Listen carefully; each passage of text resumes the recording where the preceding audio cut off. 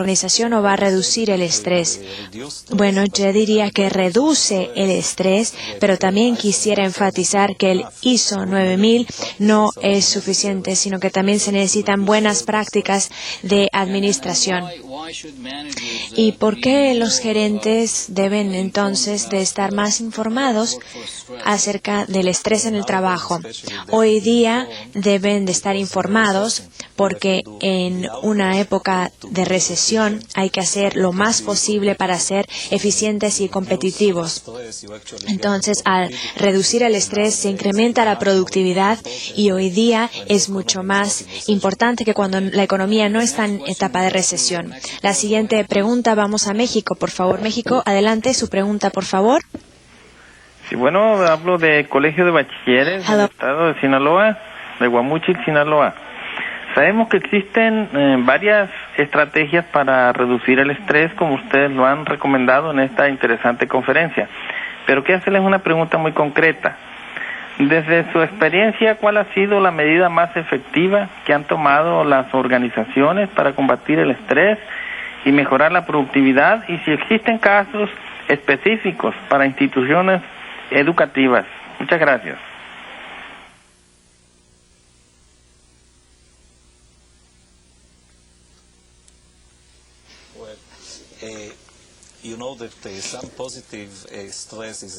Bueno, se sabe que si una poca cantidad de estrés le está ayudando bien, si tienen pocas cosas que hacer y tienen entonces la fuerza de voluntad para hacerlo, pero yo diría que no hay una medida que se puede tomar y no hay un paso que se puede tomar para reducir el estrés, sino son muchas cosas.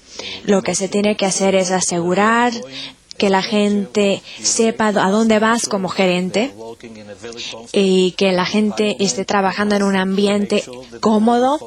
Necesitan asegurarse que las personas sigan una vida sana. Nuestra siguiente pregunta viene de Medellín, Colombia. Adelante, Colombia, su pregunta, por favor, de FENALCO. Muchísimas gracias. Buenos días. Nuestra pregunta es la siguiente. Si el estrés, en sus diferentes manifestaciones, es la causa número 1 de las enfermedades, es claro que en definitiva quien se enferma no es el cuerpo, sino el ser. Por ejemplo, un dolor de cabeza puede provenir de un mal manejo de ambiciones. Un catarro puede ser causado por una saturación de situaciones específicas. Un cáncer puede tener origen en un trauma no superado, etc. Por lo tanto, ¿cómo hacer que las empresas identifiquen los verdaderos factores causales de la enfermedad si los responsables de ello, es decir, los administradores, son los más estresados comúnmente? Muchas gracias.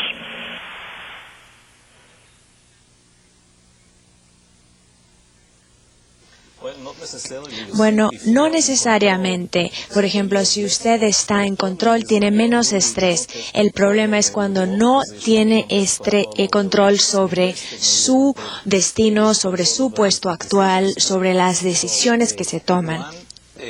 Entonces, una forma de seguir si la fuerza laboral está bajo estrés es ver si la incidencia de enfermedades es muy alto y que mucha gente se enferma.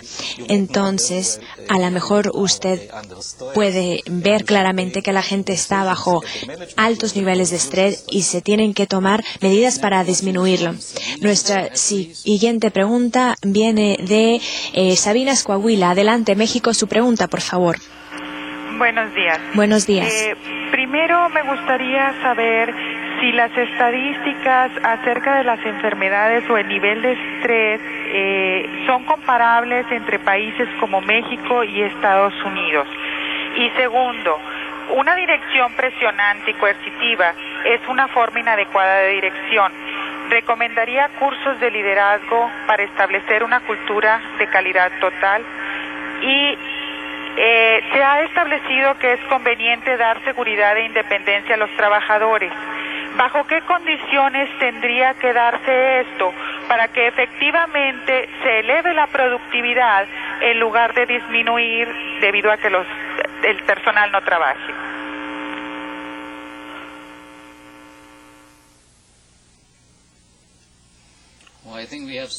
Bueno, creo que tenemos muchas preguntas en esa pregunta, entonces adelante. Bueno, no estoy seguro de que tengamos tanta información para México para comparar el nivel de estrés, pero les puedo decir que la gente está muy estresada y creo que los números entre países pueden variar un poco, pero el estrés está presente. Ahora, cuando hablamos acerca de que la gente decida lo que haga, no queremos decir que se van a sentar y hacer nada. Lo que queremos decir es que es parte de un proceso educativo. Hay que tener un cierto nivel de autocontrol, pero la gente tiene que cumplir con las metas. Esto ahora es algo que hacemos en todos los lugares posibles. Los educamos y después les damos más autoridad y les delegamos poder para que tengan menos estrés. Bueno, muchas gracias por sus preguntas y ahora pasemos al segundo módulo de nuestro programa.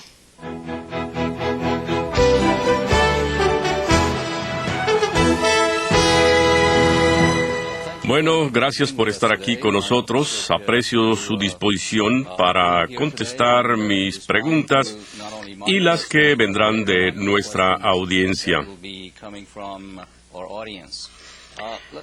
Permítame comenzar con una simple pregunta. ¿Por qué son la inmunología y la vacunación tan importantes en términos de productividad y prevención o control de enfermedades?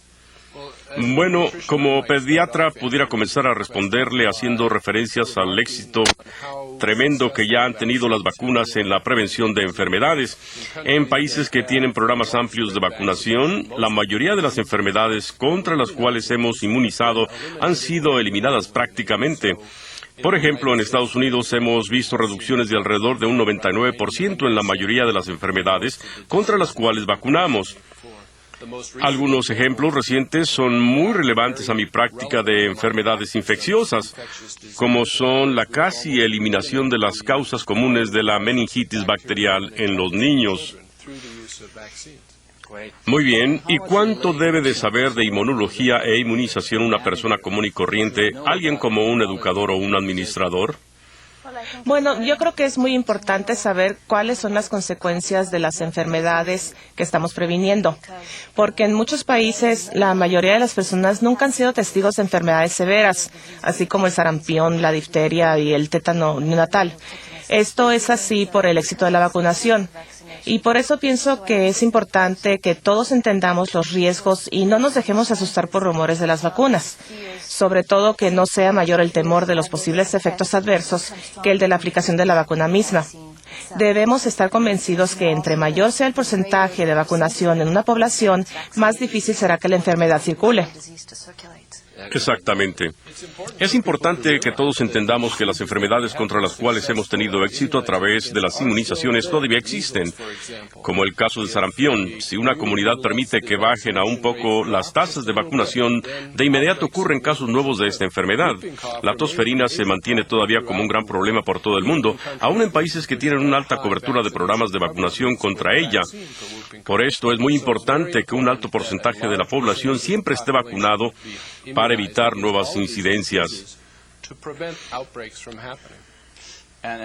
¿Y por qué este no es el caso? Porque muchas veces no nos interesa vacunarnos. Bueno, yo no creo que por lo general las personas evadan estos servicios, aunque algunas sí lo hacen por miedo al piquete de la jeringa y demás. Pero debemos entender que las vacunas están entre los medicamentos más seguros disponibles hoy en día. Tiene que serlo porque todos se aplican a personas saludables y muy seguido a los niños, por lo que son cuidadosamente probadas y evaluadas en cuanto a sus efectos secundarios.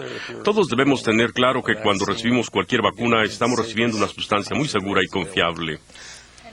Y también se pudiera agregar. Por supuesto. Yo creo que es importante hacer notar el temor que existe de que estamos siendo inundados por muchas vacunas a la vez y quizá nuestro sistema inmune no resista. Pero debo aclarar que nuestro cuerpo está diseñado para resistir concentraciones bastante más altas que las de las vacunas, las cuales son en realidad un reto bastante mayor para nuestro sistema inmune. Así es que no hay problemas con el ser vacunado. Sí, es seguro estar vacunado y con muchos tipos de vacunas. No solo está bien, sino que otra característica de las vacunas de hoy que es muy importante es el hecho de que son muy efectivas en cuanto a costo. En el ambiente empresarial y en el negocio de la salud vemos muy atractivo el costo que estas tienen en comparación con el costo de las enfermedades que previenen. Así es que es bastante mejor, por principio de cuentas, no enfermarse en lugar de tener que enfrentar los costos de estar enfermo.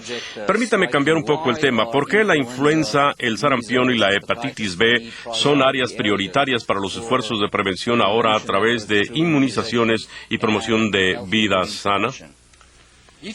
Cada una de estas es importante por razones ligeramente distintas. Déjeme comenzar con la influenza. Esta es una infección que es extremadamente común y que afecta a todos los grupos de edades, desde los muy pequeños infantes hasta los ancianos, y se da por todo el mundo. En la mayoría de nuestras comunidades sufrimos epidemias casi todos los años. Como resultado de esto, millones de personas son infectadas anualmente y, por desgracia, miles fallecen a causa de la influenza y de sus complicaciones. Tiene un impacto significativo en los niños y en su capacidad para asistir a la escuela. También tiene un gran impacto en la fuerza de trabajo, ya que quienes se infectan muchas veces se tienen que ausentar de su empleo durante una semana o más. En particular, los ancianos tienen mayor riesgo de complicaciones severas por la influenza. Y todo esto está sucediendo ahora que contamos con una muy eficaz y segura vacuna para prevenir esta enfermedad. Esto último es una de las razones principales del por qué debemos hacer mucho énfasis en promover esta vacuna, ya que previene un padecimiento que nos afecta a todos. ¿Qué nos puede decir acerca del sarampión y otras enfermedades? Bueno, el sarampión es otro problema serio. El sarampión y la hepatitis B hoy en día son responsables de muchas muertes, siendo estas enfermedades que podemos prevenir con vacunación. Hablando de cifras, se estima que cada año ocurren más de 3 millones de fallecimientos causados por enfermedades que podemos prevenir con algún tipo de vacuna. El sarampión es un problema particularmente grave en los países africanos, aunque ha sido eliminado en gran parte en Norte y Sudamérica a través de vacunación eficaz, ya que tenemos una muy buena vacuna contra esta enfermedad. La Organización Mundial de la Salud se ha propuesto la meta de erradicar el sarampión, así como lo había ya hecho anteriormente con la viruela y la poliomielitis. La viruela fue erradicada en 1980 y la poliomielitis está en vías de ser erradicada también.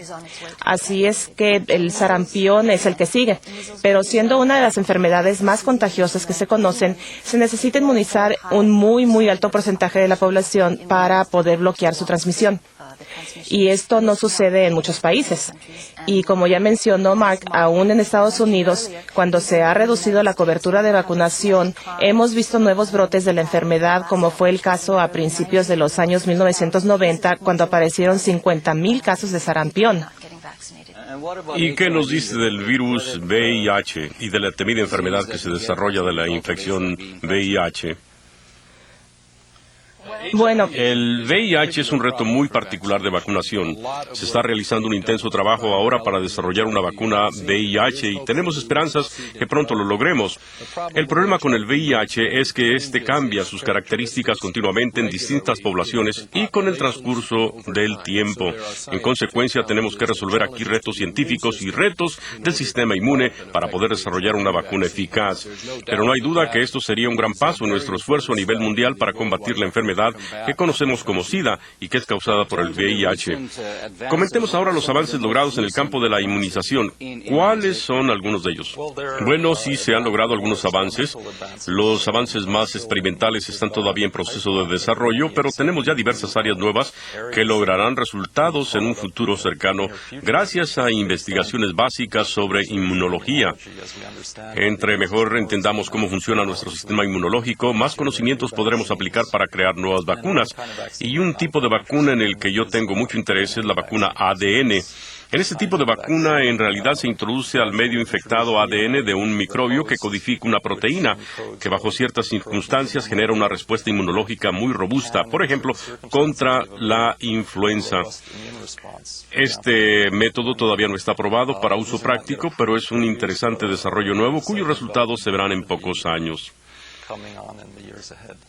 ¿Y en cuánto tiempo veremos esos resultados? ¿5, 7 o 10 años? Bueno, en el caso de las vacunas ADN, pienso que más bien entre 5 y 10 años, pero muchos otros avances los podremos ver bastante más pronto.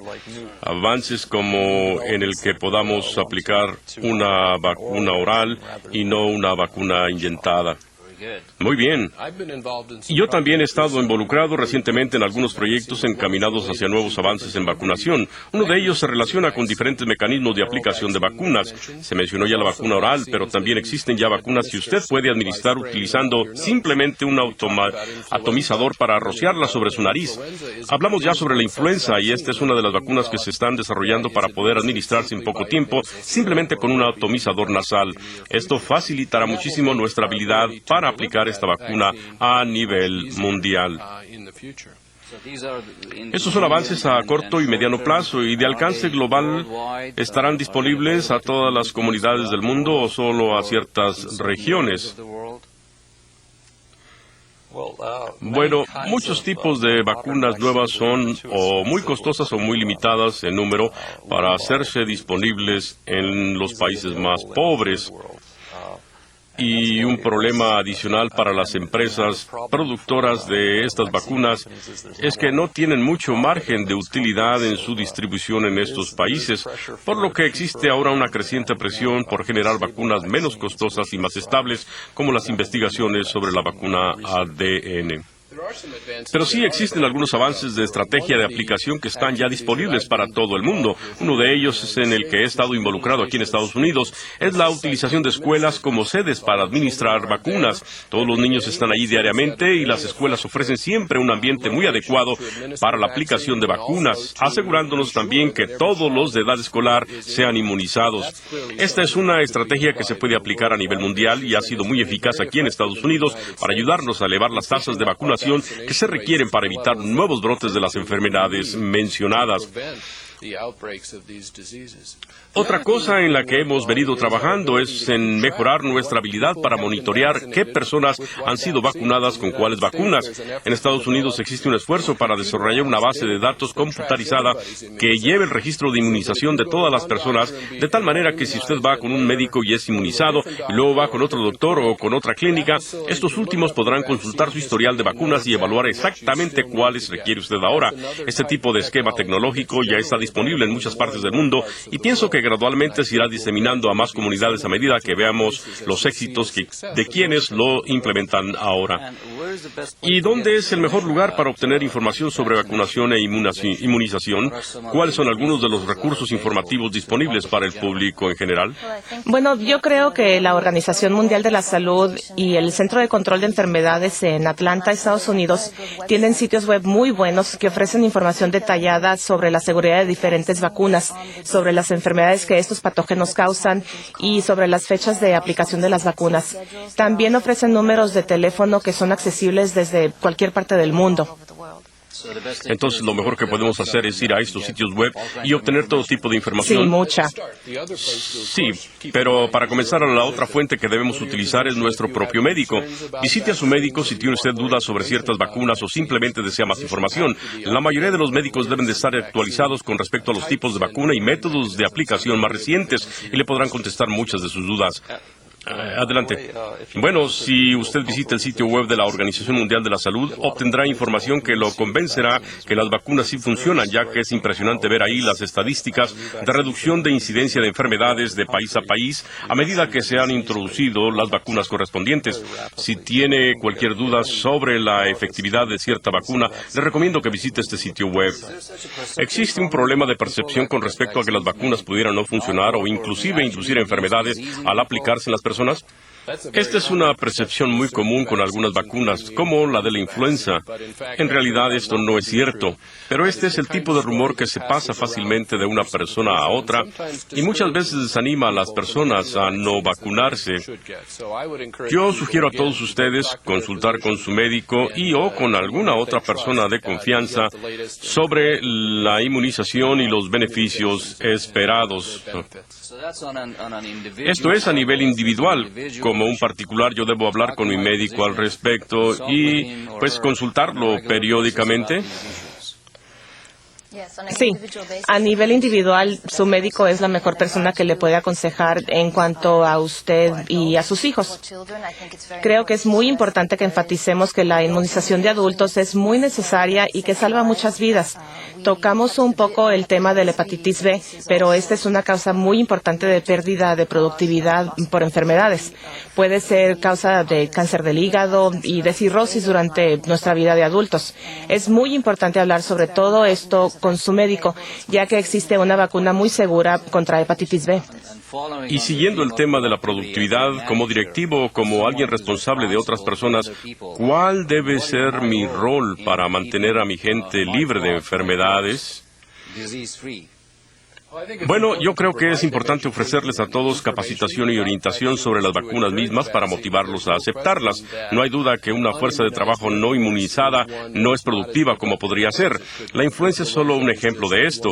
Me da gusto que Denise se refirió al tema de las vacunas para adultos. Yo creo que el reto futuro que enfrentamos por todo el mundo ahora es la inmunización eficaz de adultos.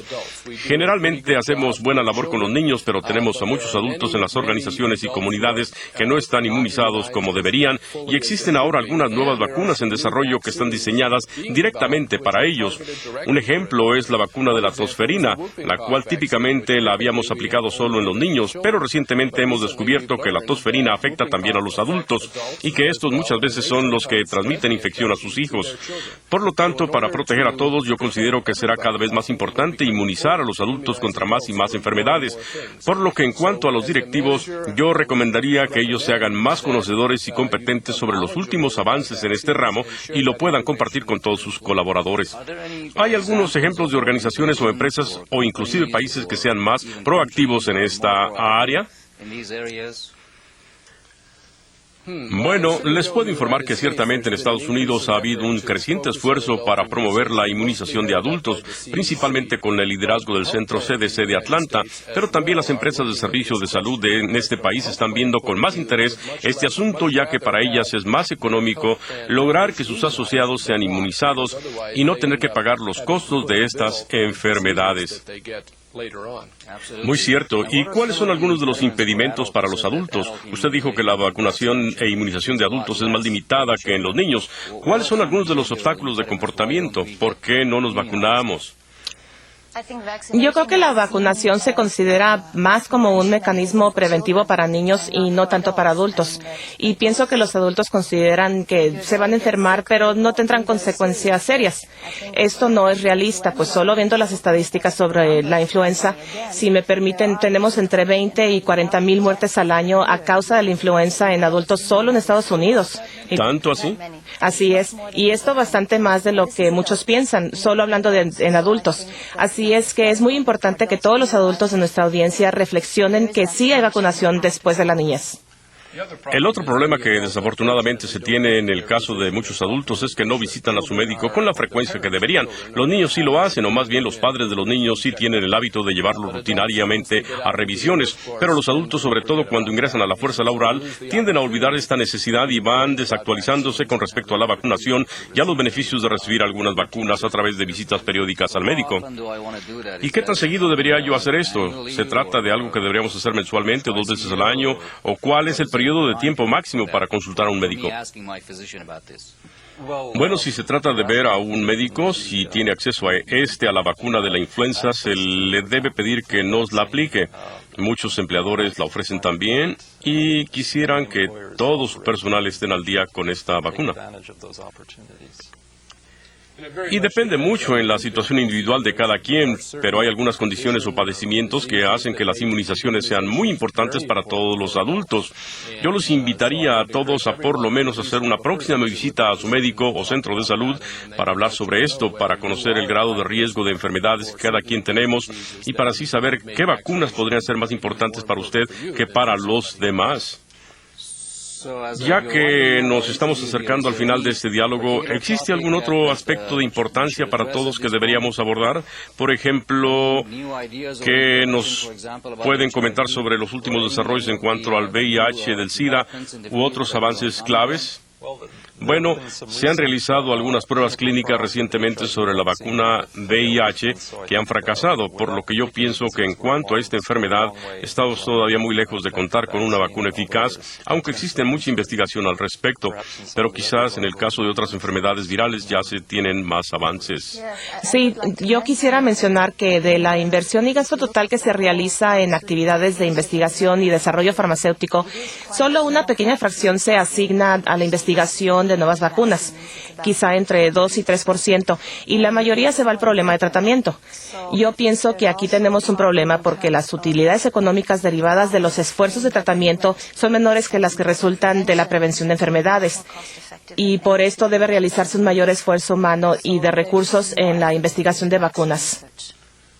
Y aún con los relativamente pequeños presupuestos de ahora, tenemos ya un buen número de nuevas vacunas que saldrán antes de la vacuna VIH, y como médico yo me emociono mucho con estas perspectivas, ya que cada vez que surge una nueva vacuna tendremos niños que nos visitarán con una enfermedad menos. Por lo tanto, yo creo que el futuro es muy halagador para la disponibilidad de vacunas que serán muy seguras, eficaces y accesibles económicamente. Bueno, les agradecemos mucho sus puntos de vista y comentarios. Espero que continuemos con un breve diálogo con nuestra audiencia. Muchas gracias. Gracias. Muchas gracias. Y ahora continuaremos con la segunda sesión de preguntas y respuestas. Nuestra primera pregunta viene de Santo Domingo, de la República Dominicana. Adelante, República Dominicana, su pregunta, por favor. Adelante, su pregunta, por favor. There seems to be al